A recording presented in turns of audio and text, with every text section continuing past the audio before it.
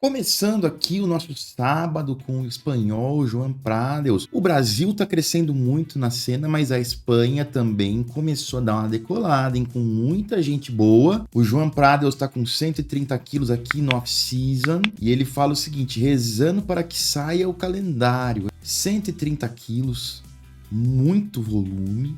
Não tem a cintura das mais estreitas, mas é um baita de um cara mass monster que vai trazer muita massa muscular, mas também ele é capaz de trazer detalhe, definição. É um menino jovem que com toda certeza vai causar um impacto na Open da Pro League. É uma questão de tempo e paciência para o Joan Pradeus, e vamos ver. Pelo visto ele pretende, já que ele tá torcendo para sair o calendário, ele pretende competir logo no começo do ano.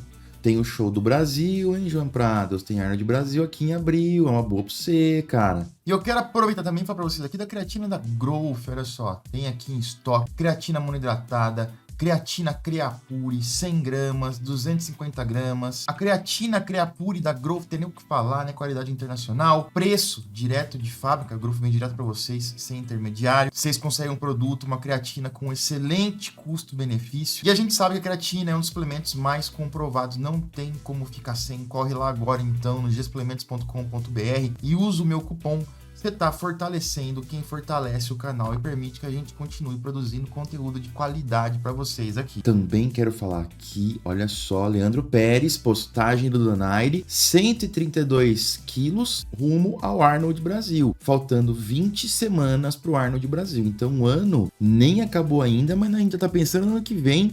20 semaninhas acabam passando bem rápido, ainda mais para um cara que vai se preparar para um show de bodybuilding. Bom, pro atleta nem sempre passa rápido, é bem verdade, né, cara? Mas quando a gente começa a acompanhar um atleta e espera um show, esse dia acaba chegando logo, 20 semanas, 132 quilos. Vamos ver aí também qual será a nova versão do Leandro Pérez aí trabalhando com o Donaire. O Donaire explica um pouco melhor, fala assim, ó, consolidando o off, limpando o físico bem levemente. Nessa preparação estamos cuidando de tudo nos mínimos detalhes. Aeróbicos, alimentos bem selecionados, baseados em exame, então deve ter feito aquele exame lá do que ele tá com alergia, etc. Exames de rotina em dia, treino de musculação sem dores, o que foi o impedimento em outras preparações pro Leandro, então não tem nenhuma lesãozinha chata incomodando ele, tá podendo meter o pau aí, mandar a brasa no Donai do jeito que precisar. Protocolo bem ajustado, com a mão leve ainda, apenas por enquanto. Risadinha marota do Donaire.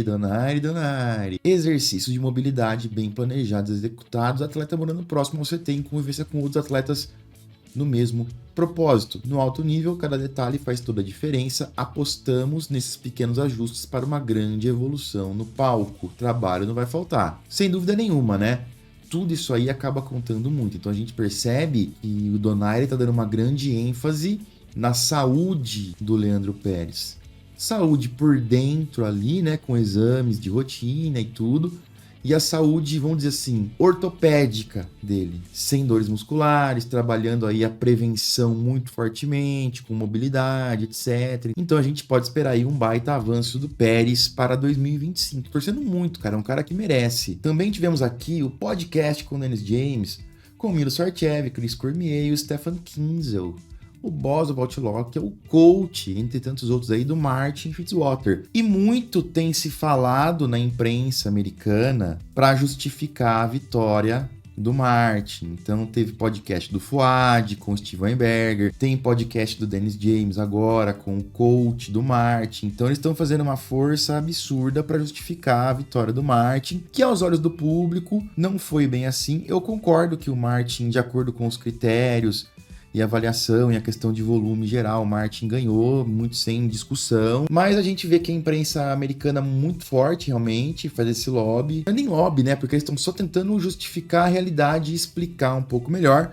Seria muito diferente, é óbvio, se fosse um brasileiro ganhando, ou se fosse um europeu, eu imagino, tá? Eles não fariam tanta força assim, mas é o que é, e também isso mostra pra gente que a gente também precisa, quando justo, explicar as vitórias dos nossos atletas também e brigar aí pelos direitos dos nossos atletas também. E eu acho que os comentários do Stefan foram muito pertinentes, porque teve aquela história que o Ian Valier falou logo no final de semana do Praga. Ele falou o seguinte: eu ouvi dizer que o Martin sofreu uma lesão no femoral enquanto posava, isso aí deixou ele muito nervoso, nervoso, preocupado, ele começou a transpirar, liberou cortisol, etc. Mas até aí era o Ian Valliere, que nem é do time do Martin, falando que tinha ouvido alguma coisa. O Martin confirmou isso via stories 2 dias atrás. E agora o Stephen Kinsey, o coach do Martin, explica isso um pouco mais ainda. Ele fala que nas prévias o Martin chegou um pouco, não atrasado, mas chegou bem tarde ao show por uma questão de trânsito. Tudo bem, não justifica, né? O cara tem que se preparar para chegar na hora. Mas é só uma explicação do que houve.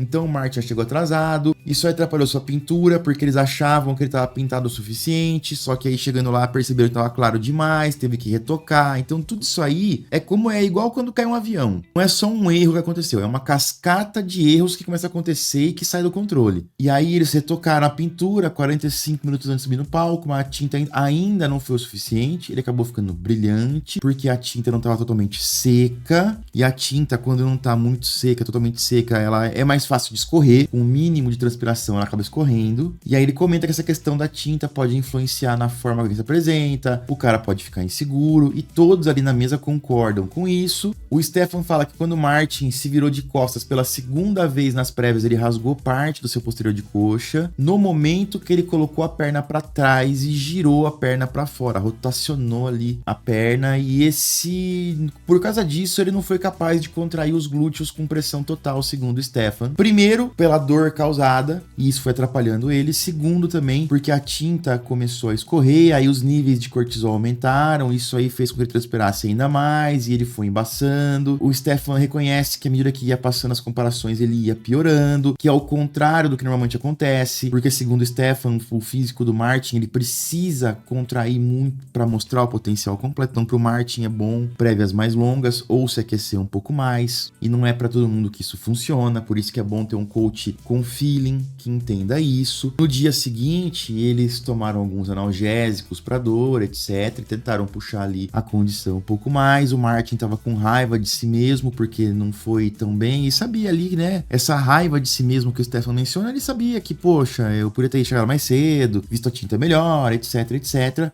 Eles também não entendem. Vocês viram ali agora há pouco o Andrea Presti, eles não entendem o Andrea Presti ficando no último confronto, que ele não tava no seu melhor, mas não era para o último confronto. Aí tanto que depois também foi muito estranho, né, rapaziada? Porque o Presti ficou no último confronto, e isso colocaria ele ali em 16º, 20º, mas ele aparece em 8º no scorecard nas prévias. O que me faz pensar, isso não foi comentado, tá? Isso aqui é uma opinião minha, tirado aqui da minha cabeça, e eu realmente não levem isso como verdade, tá? Isso eu acho que pode ser um dos fatores.